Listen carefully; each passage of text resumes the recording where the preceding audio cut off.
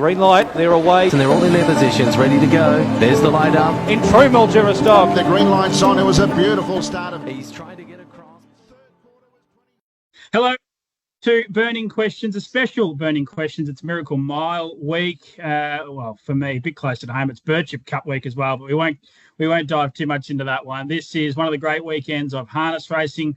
And to help us preview the racing in Sydney, I've brought in the number one race caller, Freddie Hastings, who wasn't put up enough the first time you jumped on, Freddie, or even the second time. And I really appreciate you coming back for more. Welcome to the show. Yeah, good to be on, Tim. And yeah, you were very gentle with me the first two times. I thought I'll come back, and that appearance fee was just too big an opportunity to let go. I'll get my team to send that over as soon as possible. Sure. Look, I'll tell you what, you're great, Freddie, but this is a big result here. I've been able to get Jodi Quinlan on for the first time ever. Burning Questions debut. Jason Bonington tried many times. I've tried a couple myself, and I basically said yesterday to you, Jodi, what is it? You just don't like me. And I've been able to get you over the line, so thanks for jumping on. Okay, no worries. And look, I can't get rid of Andy Gath. That's how much he loves this show. Andy, where do we find you today? Yeah, currently at Warwick Farm at the yearling sale complex. They're looking at a few yearlings. But looking forward to tomorrow night like most harness racing people are. Yeah, for sure. Hey, just before we get stuck into the questions, I'm the only one here that's got no real connection to the Miracle Mile. Jodi, just let's quickly reflect. 2004 Sochiola, I'm sure that's a career highlight for you. Yeah, absolutely. I still think now it's the pinnacle of my career, yeah. Just being at Harold Park, the atmosphere there was second to none, and you don't get that atmosphere these days now at the tracks. Yeah, I mean, what's your recollections? I've seen some photos posted on Twitter over the past few days. I mean, I didn't realise the sorts of crowds they used to get there. Yeah, it was amazing. I mean, when I was younger, you used to see people, they'd take their hat off and put it to the crowd like that as they went along, and that was one thing I always wanted to do, and I got to do it there, and it was just amazing. Like, the people were hanging over the fence and they were just screaming all the way after the race. You go up and back and do sort of half a lap up the straight and back, and they were just hanging over the fence yelling, and yeah, the atmosphere I've never been able to beat to this day. Yeah, wow, what a memory. Andy, your memory, Catch a Wave a couple of years ago. Remember if he was where he was in the market. I mean, he wasn't a shock result, but I don't think he was favourite to win that Miracle Mile. I think he was about third or fourth pick, actually. So, yeah, he was obviously coming off the Chariots win. He was able to lead and get the job done. And, yeah, it was great atmosphere there. But I was there the night Jodi won it, and, yeah, it was unbelievable. The atmosphere Harold Park used to create with the crowd and everything. So, I understand why she's still thinks it's the pinnacle of her career. And for me, too. It's just, it's the ultimate race in my mind. Yeah. Wow, looking forward to it. And Freddie, you're lucky. You don't even have to train the horse. You can just turn up every year knowing you're going to be a part of it. Yeah, it's a pretty privileged position to be in, Tim. You sort of, as a kid, you wanted to. I always wanted to be a race caller, and I always wanted to be. Everyone used to say, "Do you want to call a Melbourne Cup or do you want to call a Golden Slipper?" But it was always a Miracle Mile, and that's the gospel truth. And pinch myself that tomorrow is going to be Miracle Mile number 15 for me. But I've seen pretty much most of them. And what Jodi was saying there about the crowds and the atmosphere, and there was always that element of excitement if you go way back into the 70s where your sectional timing, you didn't really get the sectional timing flash onto the board, and the way of knowing they were on target to better 2 minutes. Now we're talking 2 minutes back then. Now we're talking about they might run 147, 148 tomorrow night. But to be aware that you were going inside of a 2 minute mile, they had blue lights. And if the horses were able to get past that position, they were set out every 400 metres. If they were able to get past the blue light, you knew you were on track to break 2 minutes. And there was always this excitement as the horses went past the marker, whether the blue light had come on yet or not. So very exciting. And tomorrow it's going to be an absolute cracker. Yeah, it's almost like the swimming, isn't it, with that world record line on the TV? It's kind of like that, exactly like that way back when. And now, obviously, we see the times, and I get to see them as the broadcaster, and you're sort of not guessing, what sort of time or where they're kind of on target to run a really quick time. So, yeah, it's a bit different these days. And obviously on the bigger track, we can get times down in the 148s. But back then it was just a real measure of speed to be able to get under 2 minutes. Yeah, wow. Well, thanks for your recollections about the Miracle Mile. Jodi, your camera's disappeared there. Yeah, because someone's trying to ring me and I don't know how to get it back. There should be a button there somewhere. I'll let you play with that. We'll leave you to last here. The first of our sponsors, Pride's Easy Feed, stand as a proud supporter of the harness racing industry with their set recipes and quality ingredients to give the trainer confidence in what they're feeding. So make the switch to Pride's and start getting the result you've been chasing. I'm going to thank Pride's for getting Jodi Quinlan back on camera. That's their result. Well done to them. Tokyo's fave for the Geelong Cup, but should he be, given he's still on the up? We're talking about tonight's racing, the APCO Geelong Pacing Cup Group 3 race. I'll go straight to you here, Freddie. I know, you won't be completely across the Victorian form, but this is a great little race. 6 horses in all, and really none of these would shock if they won. No, look, I think the answer to your burning question is I can see why Keying Tokyo's favourite, but it's taking on a couple of really nice horses drawn to its outside. And then you throw in, Jillaby and Riquero, who was very good last week. I think they're probably coming to it to favouritism because of its barrier, but gee, yeah, you're racing a couple of real nice horses there, in particular MacDan and Act Now. It's going to be a tough assignment, but it's a horse that is on the up. There's no doubt about it, and I think whatever it does tonight and going forward in future future months, you're going to see a really nice horse. And I'm always very respectful of any of the Lee's horses, but I think it's a tougher assignment than punters might have already pegged, and I kind of think the 2 drawn to its outside definitely are light hopes. Yeah, I think so too. And I was speaking on radio just before, just 250 for Keying Tokyo against this caliber of opposition. He hasn't yet done anything. I don't want to say he's overrated, but he is well spruiked by a number of people, and he's yet to really deliver in a big race yet. He hasn't been given many opportunities, admittedly, but yeah, I just couldn't take 250 about him to win this race. If he wins it, fantastic. But there's some very good opposition here, including one of Andy Gath's horses, Tango Tara. Just a sticky barrier draw, Andy. Yeah, unfortunately for me, I got 4 runners over the weekend and have all drawn outside the front, but that's the way it goes. But a little bit with you too, Keying Tokyo. He's only had the 15 starts, and every other horse in the race except for Riquero Rebel have won more than 15 races. So he's given away a lot of experience to old and more seasoned horses and been over the 25-70. Obviously, the barrier draw brings him into it, but I wouldn't be backing him at those odds anyway. I think he's far too short, and I think he'll probably drift late. But yeah, it's a nice even race, and obviously, Jodi's driving a quality horse in an Act Now, but you can ask him whether he's going to go forward or back at the start. Yeah, well, that's interesting. And Jodi, you might have your own plans, but connections might tell you otherwise. What is going to happen at the start here with Act Now? I think MacDan will lead. Act Now's never been able to cross him from being outside of him, and Act Now's last win was when I just sat him and drove him very quiet. So I don't know what Emma and Clayton will be wanting to do, but I would imagine that I would probably be driving him with a sit again. Okay. So, yeah, you don't anticipate that they'd want to take a sit on MacDan?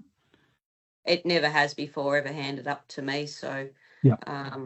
I would highly doubt it. I sort of tend to agree with the boys. I think Keying Tokyo, it's probably a horse on the rise, but I always say no matter what age group and that, when you go into open class and you're taking on seasoned horses like MacDan, Tango Tara, Act Now, Riquero Rebel, there's always that element of class you're taking on, and I think until they're seasoned against them, it's still an ask, but it's obviously going to get the right run and it's got the good draw. I think there's a photo on the back wall there, Jodi. What year did you win the Geelong Pacing Cup? 1997. And the horse? Our Millers Road. Okay. Can Act Now join your illustrious wall of fame there behind you? He's nearly got a wall of his own on the other side. True. Yeah, true. But can he have the Geelong Cup there? I hope he could add another one up there. Look, it's not beyond him. It just depends. I had a chat to Emma last Saturday night, and she seemed to be happy with him. She said he's had a couple of trials. He's had a few little, setbacks along the way this time. So, if he runs up to his last win, he's always, he's always hard to beat if he can get home like that. He doesn't have to lead anymore. I've always said that no one believed me until he did it, but everyone thought he was a one-trick pony. He had to lead, but I think he's proven now he doesn't have to. My only worry would be I don't know that there's any mid-race pressure that'll who will go around and put any pressure on, and that's a worry. If MacDan leads and gets it easy, it'll sprint home and it'll be mathematically impossible for the rest probably to outsprint him. Yeah. Okay, well, good luck, Jodi. Great race. Race 6 tonight, 8:55 p.m. The Geelong Pacing Cup at Group 3 level. Logical Staffing Solutions provide labour hire and recruitment services to the transport, warehousing, automotive and manufacturing industries. A logical solution for your staffing needs. It's a truly fascinating Miracle Mile. So which connections will finish with a smile? We're talking about Sydney or Menangle tomorrow night. As I scroll down, it's the Garrard's Miracle Mile, a $1 million Grand Circuit event, 9:45 p.m. Well, I might go straight to you here, Fred. And I don't think you'll disagree. Everyone's saying this is potentially, it is the best field the Miracle Mile has ever seen. What a privilege to call it. Absolutely. Look, I was saying before we started the program today that I'm sort of hung up in the 80s a little bit when you look at horses like Gamelite and Popular Arm going around in the race, and then beyond that, some of the great champions. But I think this one across the board, if it was a footy team, it'd say across the paddock, it's just about got everything. And I think for me, it's the best that I've called in my 15. Tomorrow will be number 15. And I think the barrier draw really created so much intrigue with the way the marbles fell, because you get Swayze who draws or comes out with the 2 marble, but then with the scratching, the imminent scratching of the emergency, comes out of 1, and that's not necessarily going to be its gate. Cam Hart is going to have to really produce some Cam Hart magic to try and get the horse away off the inside at some point. Don Hugo, speaking to Luke McCarthy after the barrier draw on Sunday, he sort of gave me the impression that there's a little bit of untapped gate speed with Don Hugo that he's going to perhaps utilise. Tack McLeod's the tactical horse in the race with his gate speed, there's no doubt about that. And because of that, it could potentially drag Leap to Fame across with him, and he might be able to find a spot. Sooner the better can get away. Catch a Wave, my map, and with all due respects, I can see Catch a Wave being in a similar position to last week, where it's going to be the run-on horse. Now, if they go crackers up front early, that's going to play into the hands of a Catch a Wave, or maybe on what we saw the other day, Captain Ravishing. Butte race, so many elements to it that create so much interest. But Don Hugo was probably the winner in the barrier draw, at least. Okay, so you're with him, Freddie. If I had to push on top selection. Yeah, look, I've agonised. I've flip-flopped about 17 times since Sunday when the barrier draw happened, but I'm going to go Don Hugo, Tim. I think Leap to Fame, we all know how good he is. And Swayze, they're outstanding horses. And I've got to put Catch a Wave in, because I thought outside of some of the horses that were in the top of those horses in the top placings, I thought it was an amazing performance to come into the race the way it did. And it is a Miracle Mile winner as well. So it, like Leap to Fame in this field, chasing 2 Miracle Miles. Yeah, great insight. Jodi, I know you're not involved in this race. You'd love to be. Leap to Fame, he's $2.20. Don Hugo, $3.10. Swayze, $5. Catch a Wave, $8.50. Captain Ravishing, $9.50. They're the horses under $10. Can you find the winner for us? Look, I'm sort of a Leap to Fame fan. I think he's a champion through and through, and he always seems to rise to the occasion, but it's not going to be easy for him. Swayze, just being drawn where he has, he may get in a pocket, but them Sydney drivers usually push out pretty good and get into a spot. So, but look, if they go hard, Kate can be running on also. Don Hugo, if it gets out and gets a posse and sits on him, if the other two go mad, they can sort of run on it. It's an intriguing race, and I think whoever has the best run will win. Yeah, it's going to be great. I think a few drivers Saturday night, Jodi, will just be hovering around a TV or two, I reckon. Yep. Down at Menangle. Andy, really exciting for you to have Catch a Wave in the race. He was outstanding last weekend, savaging the line. 8.50, as I said, so he's on the 4th line of betting. Tricky barrier draw again. Can he win? Well, he needs a lot to go right. The one thing we know for sure is this race, it's pretty hard to map, but he's going to settle last. So he's going to have to pass every horse to win the race. And for that to happen, it's got to be a sub-26 first quarter, and they're probably got to get home in 27.5 like they did last week. So what has to happen? It's probably the best I've ever had him. So if opportunity does arise, he's going well enough to win. Happy to be in the race. Great to be a part of it. Such a great race. And, he knows a lot to go right, but if it does, I'm sure he's capable of winning. But yeah, I'll be sitting back and enjoying it like everyone else. And if I win, I'll be very happy about it. But yeah, but I'm sure he'll run a great race regardless of whatever happens. Who's the toughest to beat in your eyes, Andy? Leap to Fame, he's 220 favourite, or are you more worried about a Don Hugo or a Swayze? Well, you know what you're going to get from Leap to Fame. Every start, you know, he's a horse you can trust, unlike mine. Yeah, so he just produces every start. I was talking to Grant before, said I got to go do burning questions. He said, go and tell him I'm going to go back at the start. So I haven't said that, but I don't think that's going to happen. But but yeah, he's the one horse that, well, him and Swayze, they're the two horses capable of sitting in the death and winning. I'm not sure the others can. So whoever sort of gets that spot, just be interesting. Swayze, if he does get off the pegs, then Leap to Fame is in the death. Does he? You know, Cam just pull out and just make it a war of attrition, which you know, will work in my favour. So no, looking forward to it. Yeah, going to be great. Well, good luck, Andy. Go the Victorians.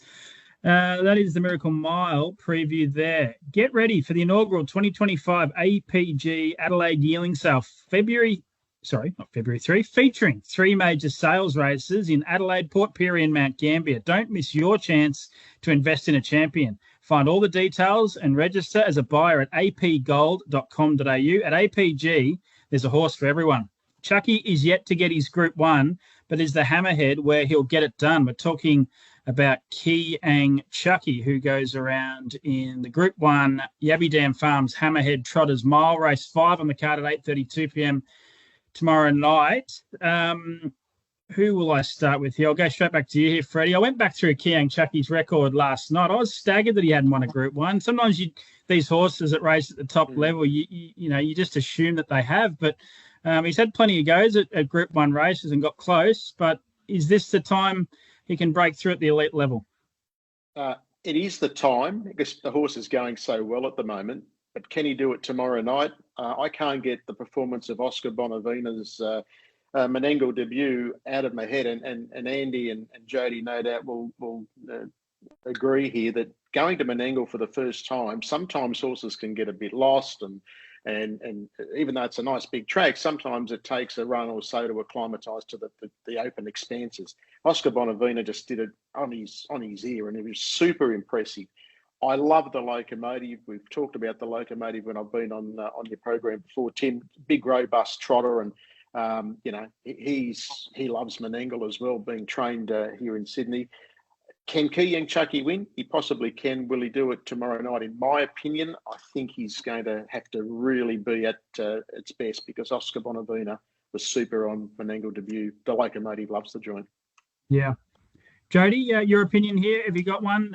You know, you know plenty of these horses, particularly the Victorians. You know, Zeus was really good last week at Melton. Kiang Chucky, he's right in the zone at the moment. And of course, the Locomotive winning the Inter-Dominion and going so close in a Great Southern Star behind the Great One. What's up, party time? Yeah, look, there again, I sort of point more towards the more seasoned horses. I think on a Oscar Bonavia, whatever his name is. He's seasoned. One horse. He's been there and he's done it all before. The Locomotive, you know, he probably maybe the first heat of the Great Southern Star might have just zapped him a bit. He went absolutely sensational and he was found wanting the last little bit. But I'd probably tend to go towards Oscar, I guess. Yeah. Andy, barrier draws, as you've already touched on, haven't been kind this weekend. What's up, party time? Little CJ, as you call him at home. Like, he's a ripper. This looks difficult for him, though. Yeah, no, it's very difficult. Obviously, you know, he won the heat in the final of the Great Southern Star both times with big odds, and yeah, but it wasn't a Steve Bradbury job. He had to earn both of them. They were both really good performances. He does excel over the short. He's a really good short course specialist, but the barrier draw has probably taken away his winning chance. I think he's a good place chance. Kiang Chucky, getting back to him, you know, he's really in the zone, but his short course form's not that great. That's when he tends to not win. So, yeah, he's probably going to be up against a little bit, but I think Oscar from the draw and the Locomotive, you know, he might bully his way to the top, and we saw what type of runs, what type of time he can run. So, yeah, I'd probably stick with the Locomotive. I think we'll find the top and just be too strong. I mean, he's got that good what's up party time form, doesn't he, Andy? Well, they all have. Yeah, and Iron Bobby City ran second and third behind him. It's the Iron Bobby form, really. Iron Bobby beat What's Up Pay. He come out and won again at Melton. Righto, let's look at the big Group 1s there at Menangle. We move on to Melton, and just let me find this race. I was trying to scramble while you were chatting there, Andy. I'm going to find it. Jodi, you might be able to help me here. What race is my Uncle Stan in? Race 2. Second. There he is, race 2. So the question is, Jodi loves teaming up with Stan, so second up, will things all go to plan? Race 2 at 7:12 p.m, the Logical Staffing Solutions Pace. Another shout out to our great sponsors. We'll hold you till last year, Jodi. Fred, it's a difficult race for people that watch Melton closely to find the winner of this race, but I've made it's more difficult for you. Can you throw a dart and find us the winner of race 2? Throw a dart. Look, I should stick loyal because I know Jodi does have a great record. 4 wins on my Uncle Stan. Tough draw by the look of things tomorrow night for you, Jodi, but I'm not prepared to take the partnership that has yielded 4 wins and 4 placings from 17. I've been doing my research, Tim. So even though I mightn't be right across everything, I did my research. And the best part about coming on the show, I just have to say, I love your rhymes. Your questions all rhyme. I think that's just the feature. Well, thank you. And I'll just mark down the timestamp there because I'm going to cut that up for my promotional material going forward. Pay rise. Yes. Now, look, in all honesty, it's from what I can gauge looking at the race, it's a pretty tough race. And as you said, it's a race that those that follow the Melton form closely would find a difficult race to try and sort out. So it is difficult for me. Probably I was looking at perhaps the form that Repelling's in, but it's got an outside draw to contend with. And then you got my Uncle Stan, who's got that good record with Jodi. So tough race. I'll let Jodi elaborate more and take the inside lead and maybe have a little investment to load up to have some cash before the Miracle Mile, Jodi. No pressure. Yeah, what do you think, Jodi?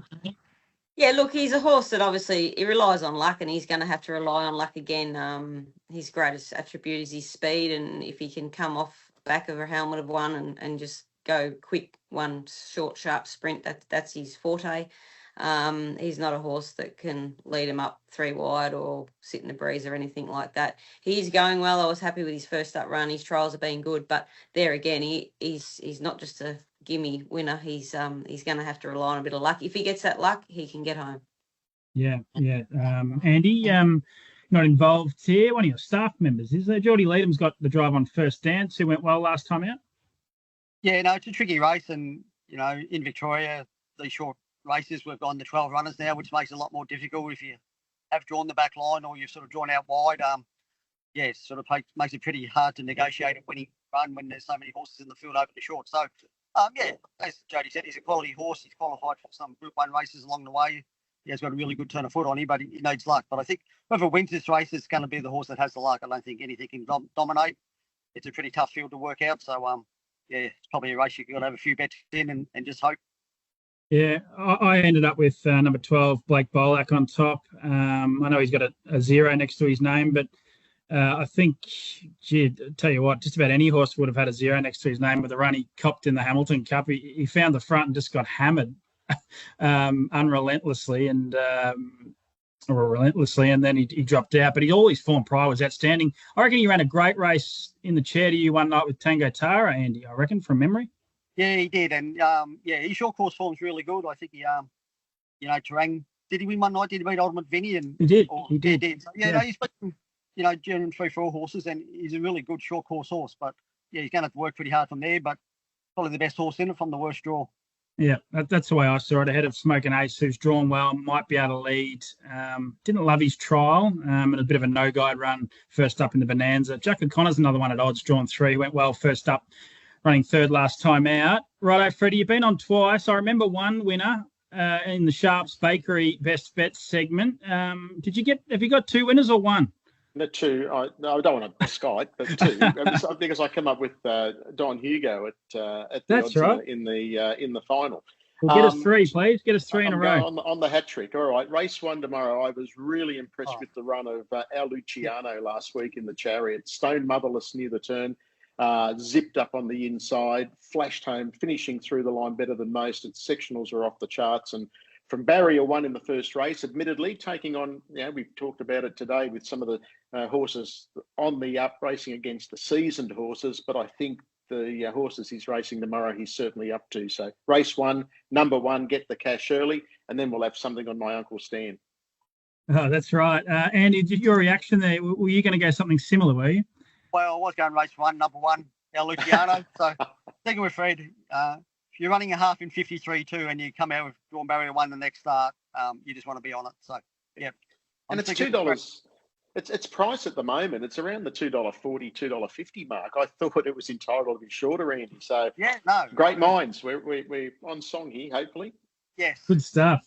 Fantastic, Jodi. Have you got a best? So my first question to you: Sharps Bakery sponsor the Best Bets segment. Have you been to Birchip? Have you driven a winner at Birchip? And most importantly, have you ever had the vanilla slice from Sharps Bakery in Birchip?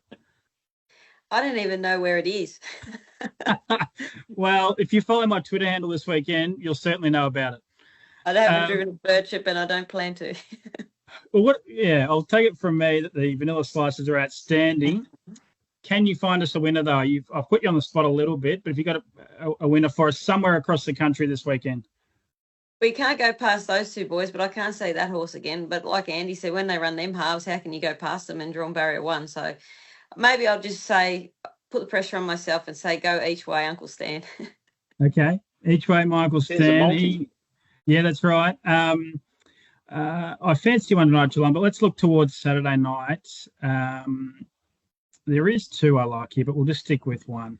Race 7, number 12, New Shuffle for Phil Cherkop and James Herbertson. He's quoted as a $2.50 chance here. I think that'd be a great bet. His 2-year-old form was outstanding.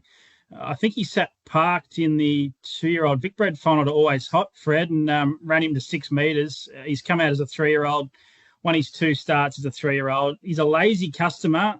You could put little question marks next to him if you watched his replays, but I think he's one of those horses that he just does what he needs to do, and I reckon this race is very, very suitable. So race 7, number 12, New Shuffle. Good luck, Fred. Thanks for jumping on. I really appreciate it. I know you've had some personal things that you've had to attend to this week, so thanks for making time on Burning Questions. Absolute pleasure, mate.